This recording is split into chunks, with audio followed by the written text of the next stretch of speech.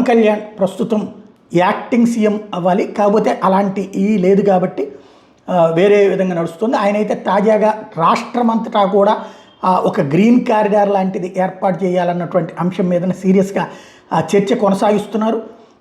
ఏదైతే great green wall of AP 50% green cover ప్రాజెక్టుల మీద ప్రత్యేకించి సమీక్షలు జరుపుతున్నారు. 2030 నాటికి 1034 కిలోమీటర్ల తీర ప్రాంతంలో 5 కిలోమీటర్ల వెడల్పున గ్రీన్ బెల్ట్ ప్రధాన పర్యావరణ ప్రాజెక్టుగా రూపాంతరం చెందాల్సిందేనని తేల్చి చెప్పారు. ప్రాజెక్టు అమలైతే జీవ వైవిధ్యం, జీవనోపాధి పెరుగుతాయంటూ చెప్పుకొస్తున్నారు.